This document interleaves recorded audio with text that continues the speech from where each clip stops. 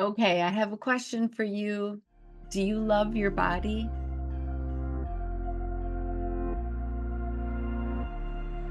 That is a really important question. And my guest today, who is the creator of Love Your Body, Love Yourself, is going to help you access a yes to that question. Like, yes should be your answer. Yes, I love my body. And I get it.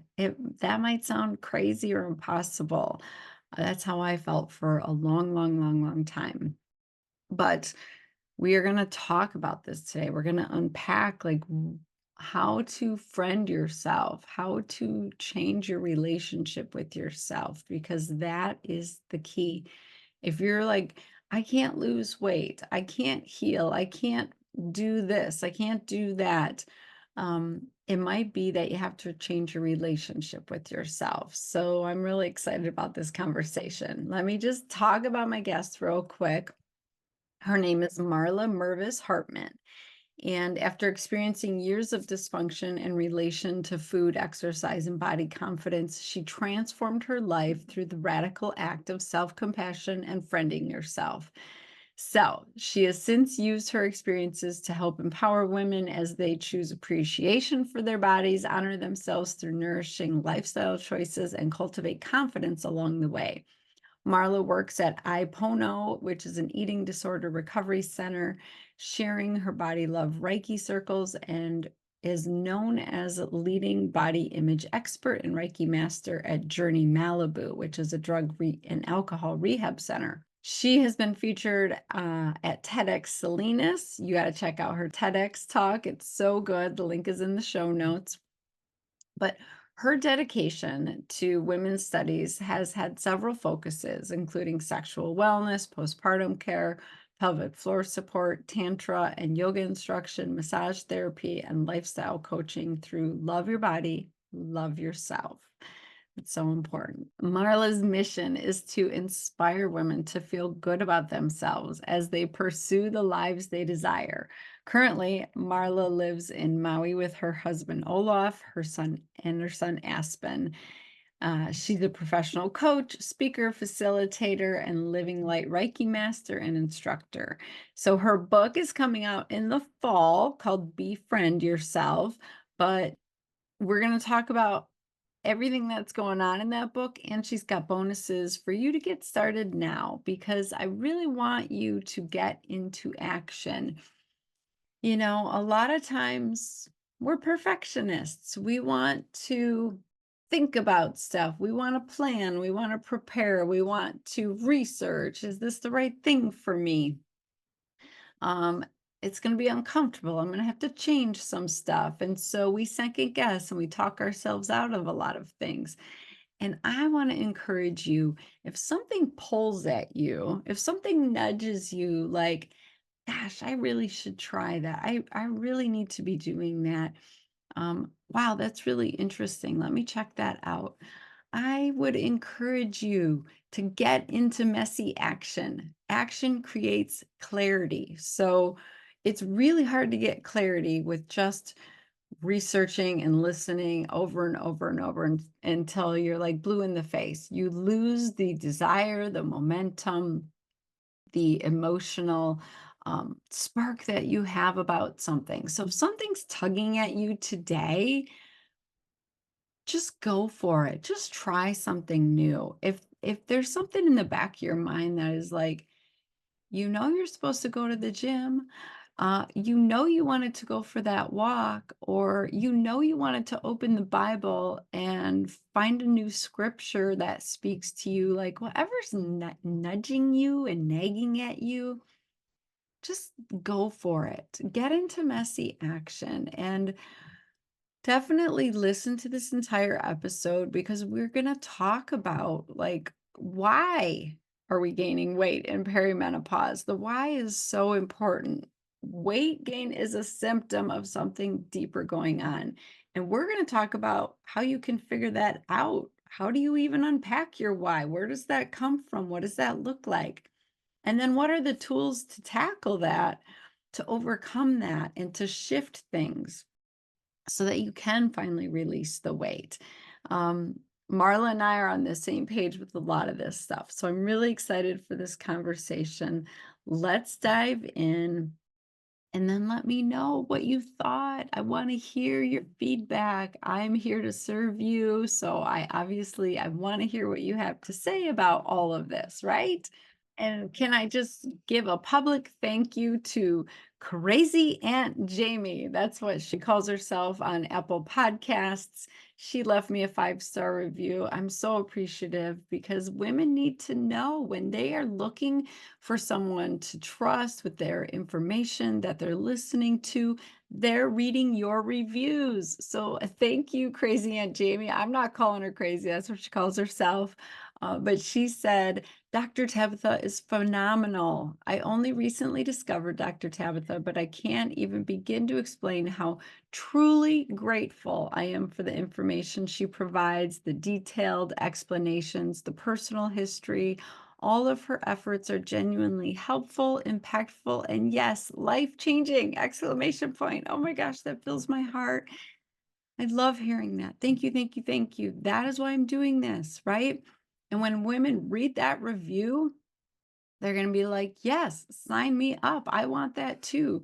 So thank you. Thank you for that time. It probably took 30 seconds, but it could change another woman's life. And so at the end of the day, I always say, like, have I impacted another woman today? And if not, like, what can I do tomorrow for that to happen? And you should do that as well, because we are all a sister of sisters, a sisterhood of sisters, and we should be supporting each other. So thank you for that. And thank you for all the future reviews coming in. All right, let's dive into the show. Welcome, Marla. I'm so excited to have you on the I'm show. so glad to be here. Thank you so much for having me.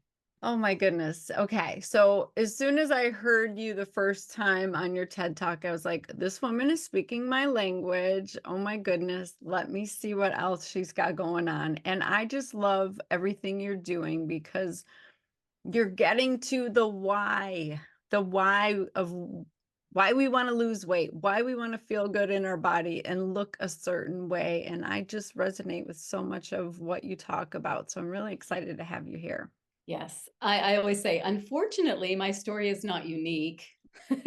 And so many women can really relate to a lot of the woes and challenges and struggles that I've had. And I'm on the other side of it, which feels like a complete miracle. And so I feel like it's been my mission that God has given me that it's like, okay, it's time to share. It's time to support others. Yeah, exactly. And some of that just comes with age, right?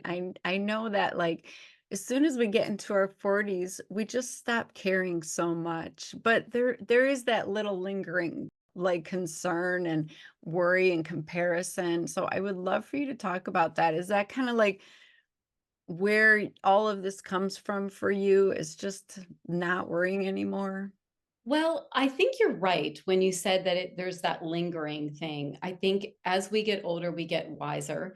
Mm, And I've had clients who are in their 70s who are still struggling with the obsession of their food, their yeah. obsession of the body, and never really letting that peace, which is this deep-seated space of worthiness around our body and our food. And often it comes from trauma. It comes from, and I don't even mean like huge big T trauma, but these moments in our lives where we weren't met and food came in, and food is a great substitute, especially for women, right? Because Mhm.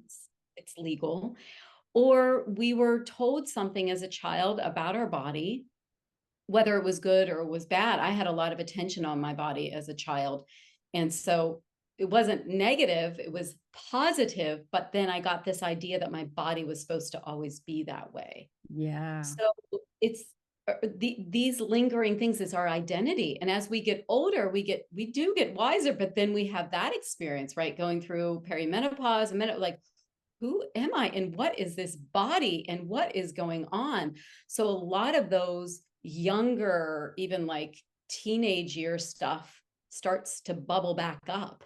Yeah, I heard you on another podcast and you made a comment about how you used to get positive attention for being thin and looking good. And when that goes away, it's like an identity crisis. Like, wait a second, who am I? How are people relating to me and seeing me? And so I think a lot of women listening can relate to that because we used to work out and look sexy and be thin, and then you go through all these hormone changes and you have some weight gain, and it does feel like an identity crisis, doesn't it? It does, and then what happens with that, and I see this over and over again, is that the control around it is, "I'm gonna lose weight," rather than, "Holy man, I'm going through this rites of passage, and I'm uncomfortable, and who am I?" And it's this opportunity to lean in and be like, "This is uncomfortable," right? But we want to take control, and that is human nature, and that's the ego wanting to do that, and it makes sense. But being aware of like, okay, I'm uncomfortable, I don't have to go back to the diet. That's not the answer, especially at this time in our lives. It's definitely not the answer. It doesn't work, it's never worked. And right now it's like our health is way too important to start starving and restricting and over exercising or doing what ever crazy things we're doing inside of our head that make us mentally insane, which is also insane. It just takes away all of our joy and all of our life force. Yeah, that's what I hear over and over. Like, everything I used to do is no longer working. I'm doing it 100%. I'm doing everything I can. And why isn't it working? Like, my body is rejecting me. So let's unpack that. Where do women even begin to start? I mean, do you recommend that they evaluate their relationship with food? Is that where that starts?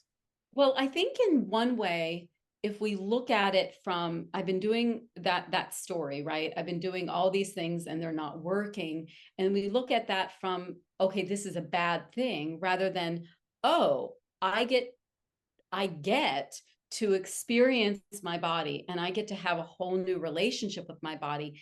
And what I have found for myself and for others, that this gives an opportunity for a deeper listening, Mm, a deeper way of connecting to ourselves, knowing ourselves more, rather than this is just what I've always done and I just do it. Boom, boom, boom, boom, boom, boom, boom. Oh, what do I need? What does my body want? Oh, let me research what could be good for my body right now. Not, and this is the thing, and you talk about this a lot, and I appreciate this. It's not about the weight. It's about that the weight is often a symptom yeah. of something deeper that's going on. So often the way that our body gets our attention, and I know the way that my body got my attention is I gained weight and then all of a sudden you got my attention, right? When it comes to like emotional eating, like people are fine emotionally eating until they gain weight. And then they come and talk to me. It's like, now it's a problem. It wasn't a Yes. problem before when you weren't feeling your feelings and you were shoving all this food in your mouth. But now that gain weight, now it's a problem, right? And so we can use our weight as an opportunity to be like, okay, what's going on here? And tune in. But it's not the time to be shameful, beat ourselves up, put ourselves down. We can't make good decisions from that place. No. Nothing good happens in that. We have to wait that out. We have to, and that can entail being upset, crying, doing your thing, all the, and feeling all the feelings, and then getting clear, and then getting the clarity from this new place Oh. because we're different.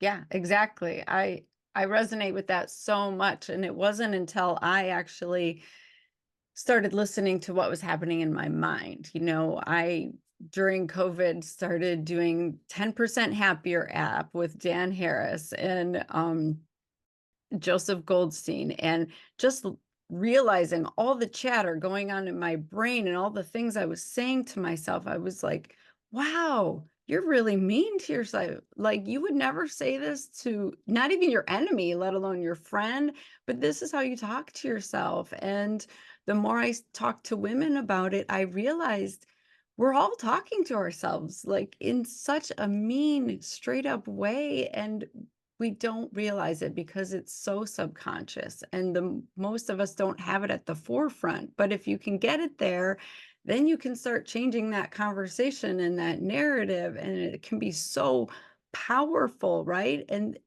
you can start to realize, oh, that's why I'm going for the cookies. That's why I'm going for the ice cream. And that's been the game changer for me, is just like completely shifting your mindset.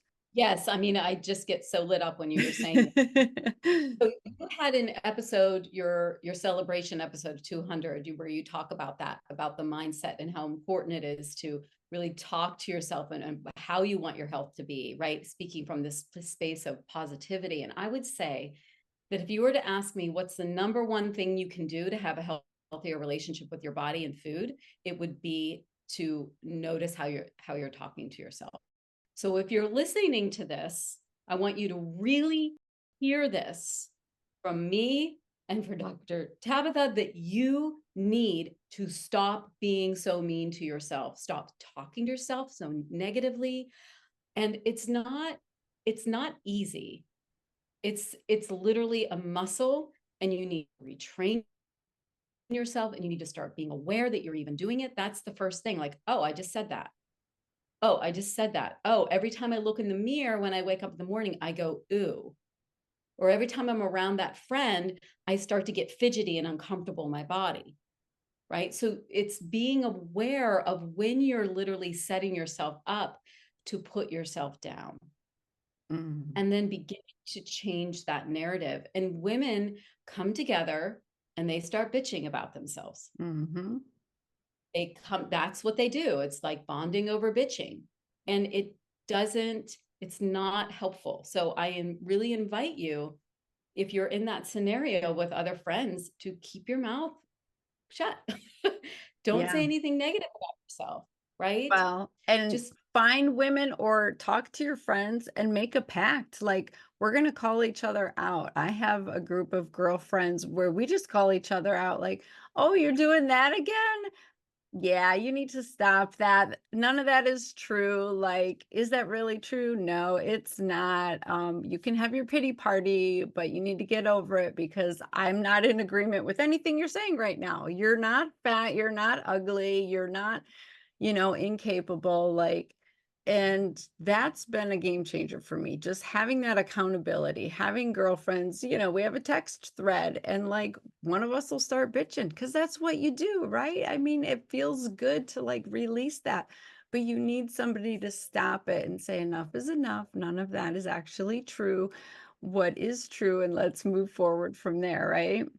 Yeah, it's so important in my family and friends. So my business is called Love Your Body, Love Yourself. So if someone says something, they'll go, love your body, love yourself. You don't get And any leeway. exactly. And sometimes I'm not perfect either. I need to be called out too, because we're living in diet culture, right?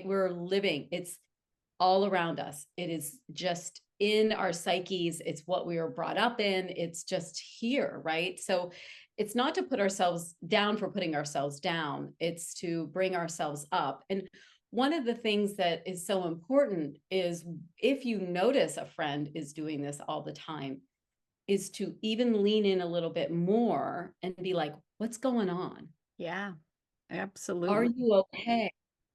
Like, you keep bringing this up because we often just want to bitch, but sometimes there's a really deep seated uncomfortableness that wants to be talked about, but it only shows up from the body. And then when we tell our friends to stop, to shut up, which is appropriate in so many ways and so many times, then it doesn't know where to go. Yeah. Right. So it's even having those deeper conversations, and it has to happen with yourself first.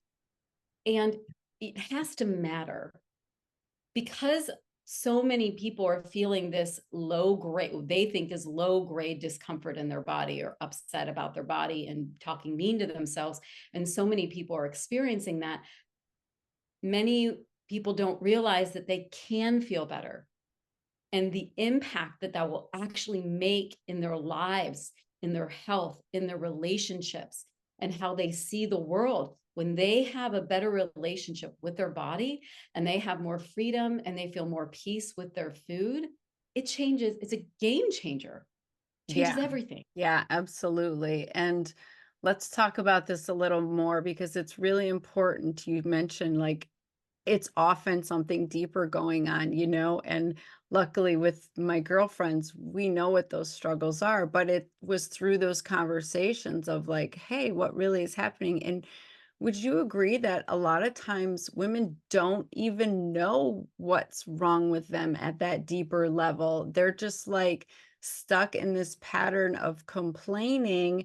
And what would be some tools for like really pulling that out of somebody? Because your friends aren't gonna realize it if you're not even realizing it, and I'll tell you, I talk to women every single day in my practice, and women do not know what's going on inside of them, and it takes so much work to pull that out. Is there anything they can do on their own, or do they need someone to really help them with that?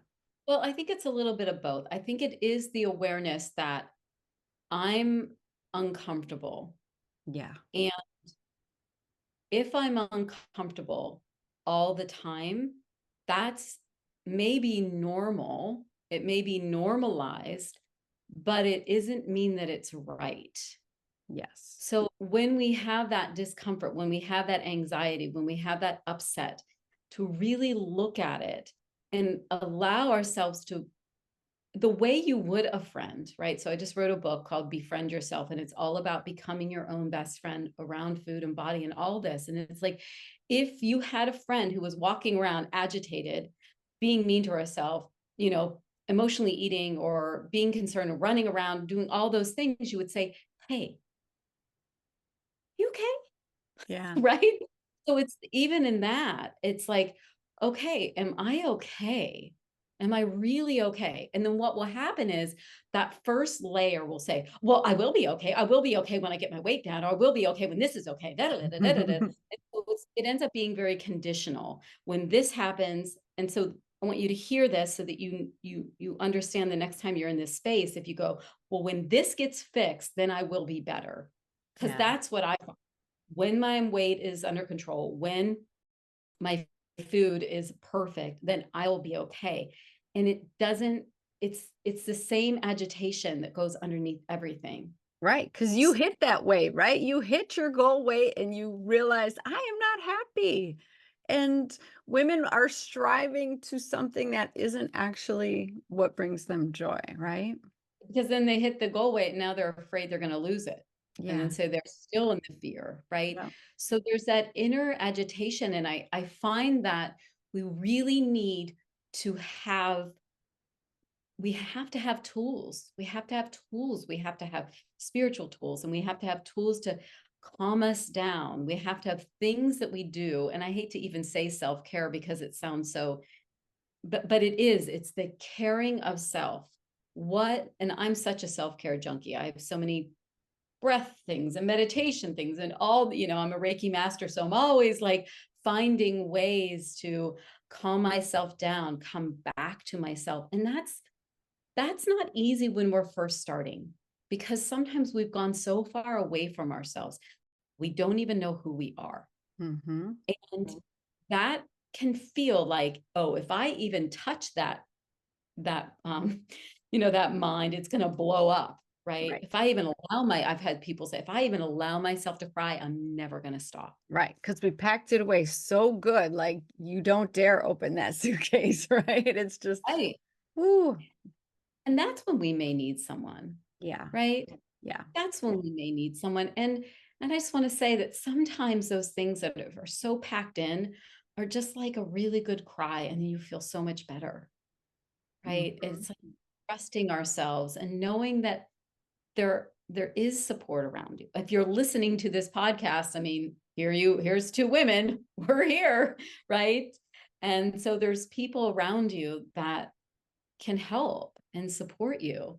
And there's so many free resources if you're not able to, be able to afford it or whatever the story is. But it's having the time and the space to give yourself the opportunity to feel, to Mhm. allow your emotions to matter because you matter and you matter. And so your emotions matter.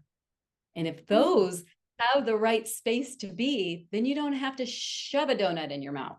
Yeah. Well, you hit on a really important point. You have to have time.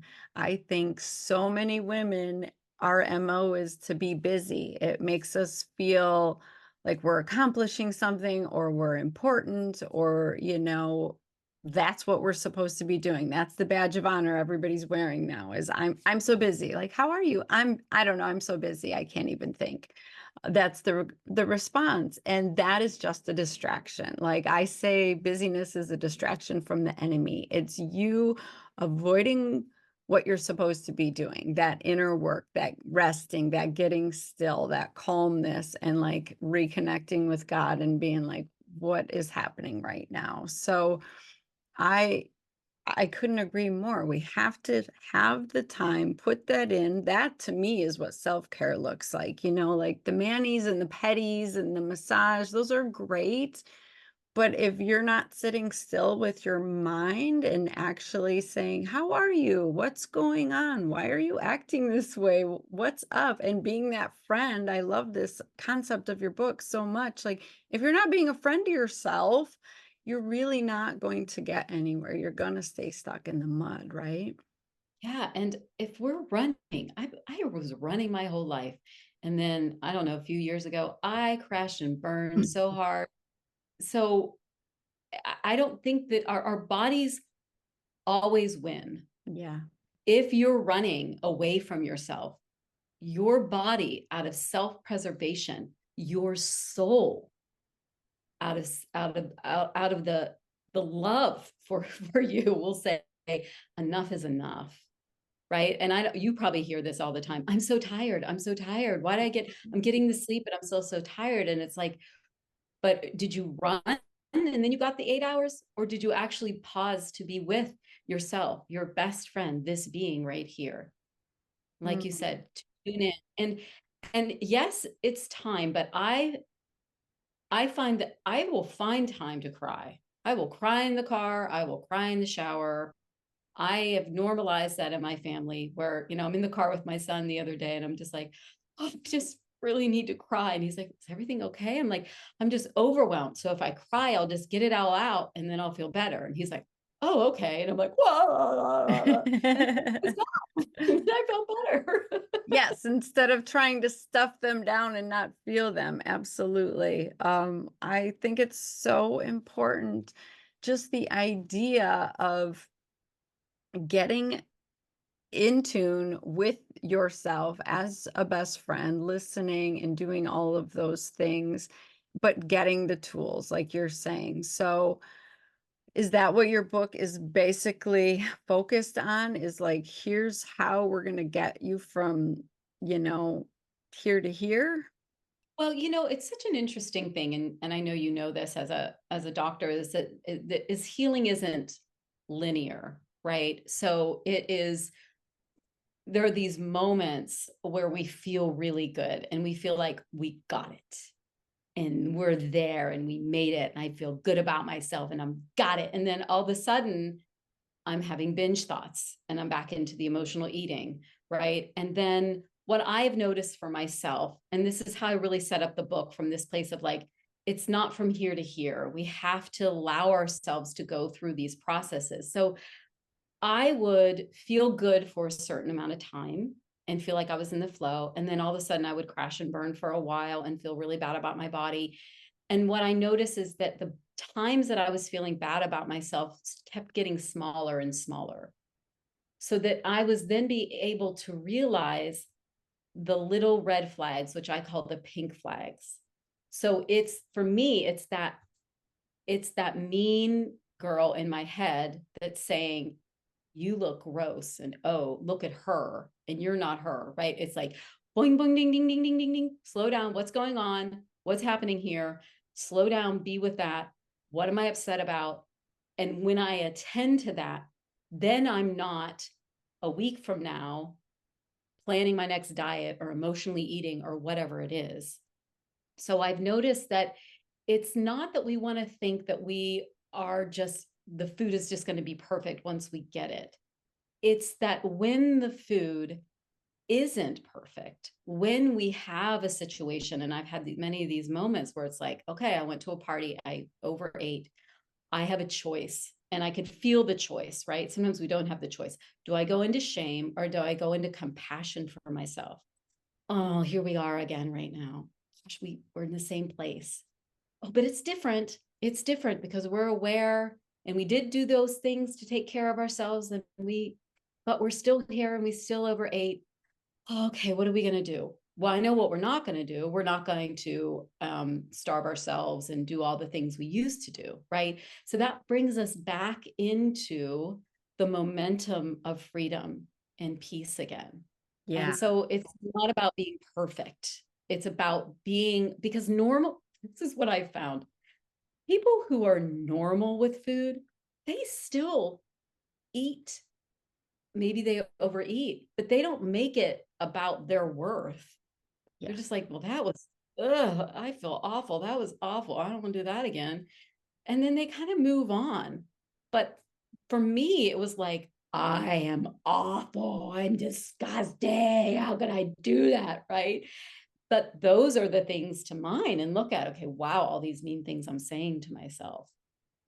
So, the book is a lot of real stories of myself, my own journey, and a lot of clients, and coming up to these moments of choosing to be away from the shame and moving into the compassion. It's a completely different ball game. It's like you've been going to the baseball game for a long time, like we said, doing the same thing, and now you have to go into a whole other ball game and learn something different. And that is where the freedom and the peace can really show up in such a miraculous way. Yeah, I love all of that. That's really key.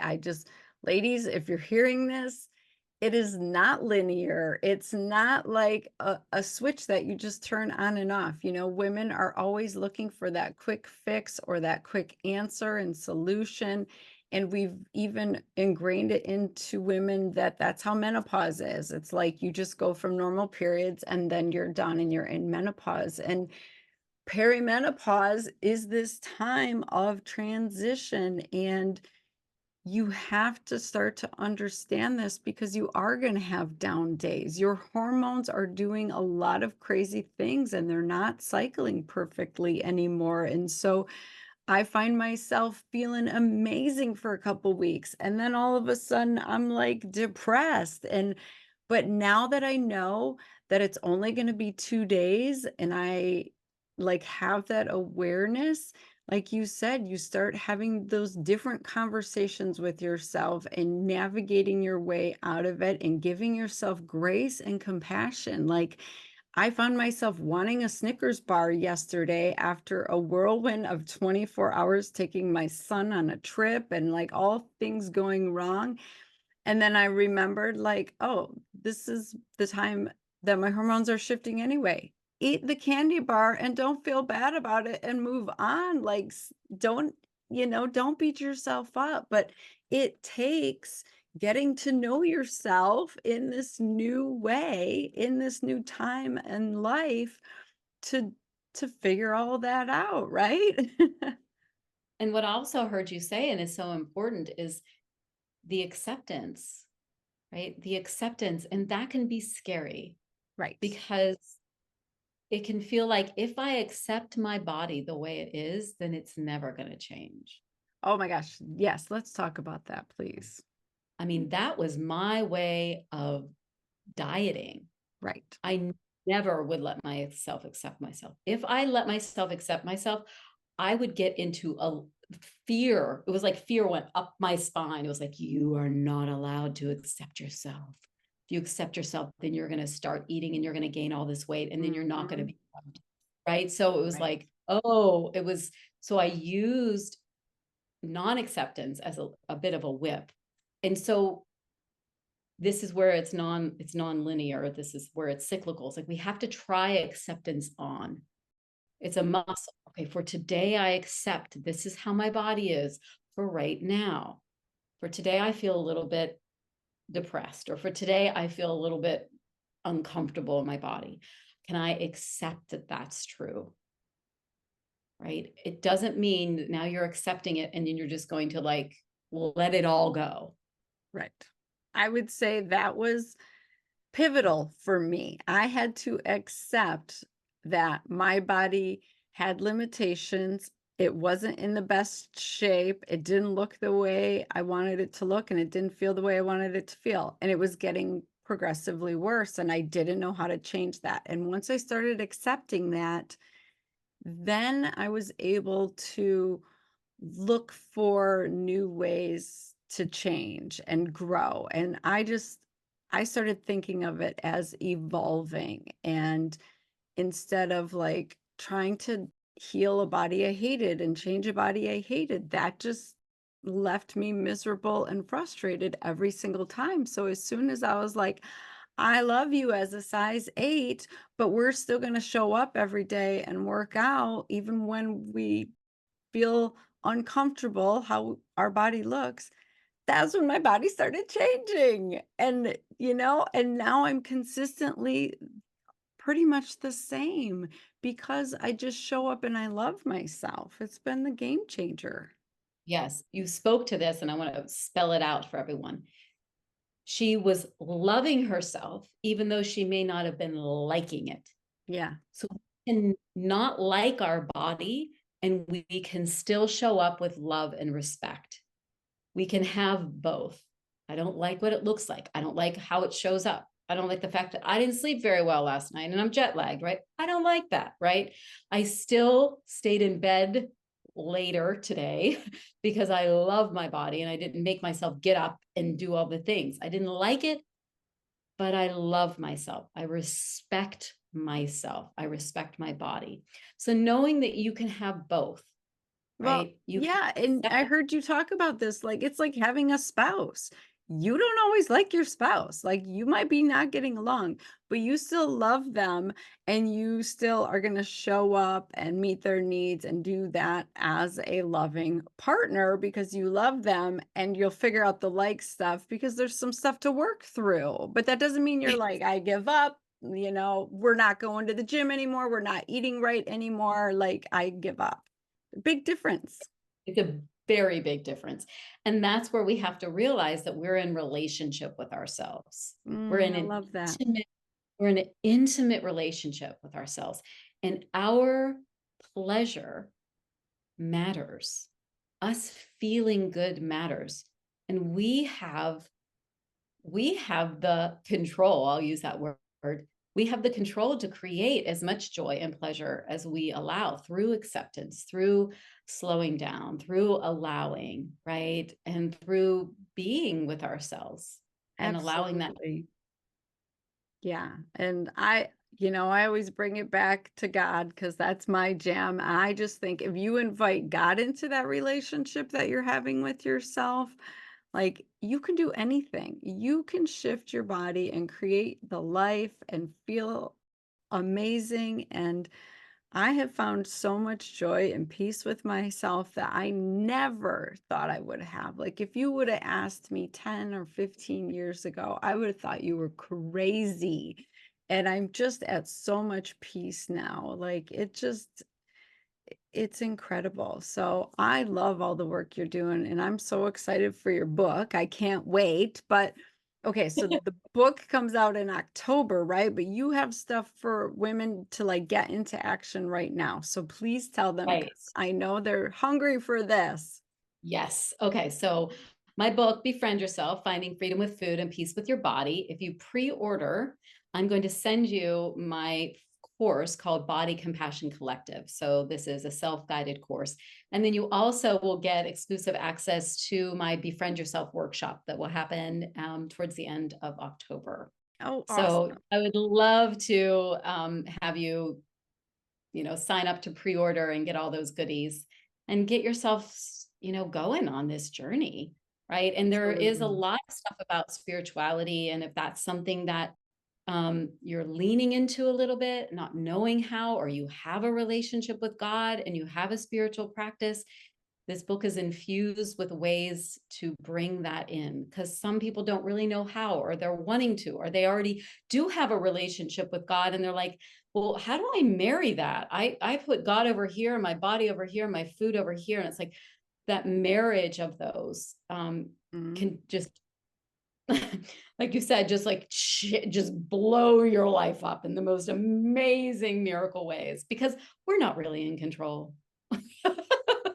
Right. Well, I Right. love that you mentioned, like, if you're feeling timid about that, or you don't even know what that looks like to have a spiritual practice or to tap into that. Like, a lot of women I know, I was scared, even though I was raised Catholic, like, I was like, all the stuff was drilled into me, all the doctrine, but I was intimidated. I was afraid to read the Bible for a long time because it felt overwhelming, and it's kind of like opening that closet that's been overstuffed, like we were talking about earlier. Like, it feels scary to start opening stuff that's overpacked, and you don't want it to blow up in your face. But I think that um just figuring out a way how to just crack the door open a little bit and think about nourishing your soul just a little bit and how that does relate to what's going on in your body. It's going to be so impactful. So I love that you are tackling this piece as well, because I think it's absolutely necessary. So I'm really excited about your book. The link is in the show notes. Like, definitely go get the bonuses now. Start working on this stuff, because there's no reason to wait or put this off. Like, you're just gonna continue to struggle and suffer, and it's super unnecessary, right? Like, just get It, into action. Take it messy really, action.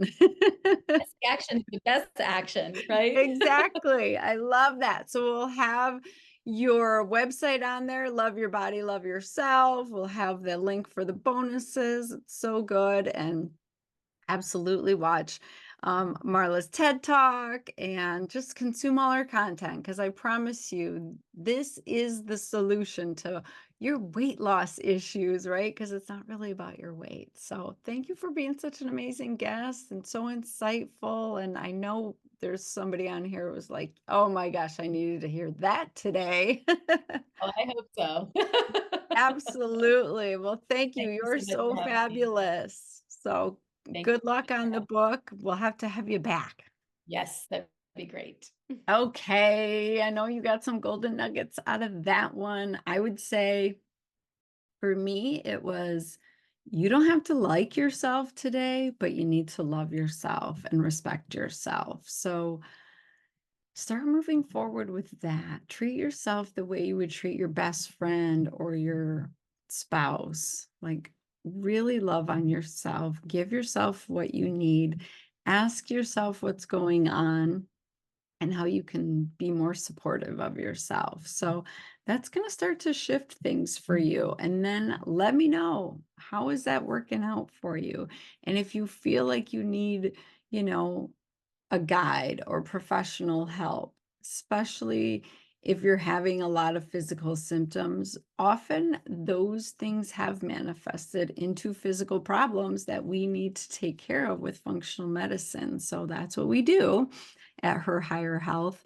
But check out the show notes for the bonus stuff that Marla is giving away, because those tools might be all you need to really get into action and take the next step into shifting your life. So, okay, if you're watching this on YouTube, I would be so grateful if you would hit the subscribe button and then turn on your notifications so that every time I put something up, you'll be the first to know about it, because I really want women to find this information. And unfortunately, sometimes that's, numbers, the metrics of like, how many subscribers does she have? How many downloads and stuff. Like, we superficially, that has some influence and some impact on our decision making. So help me make it look more desirable to women so they consume this content.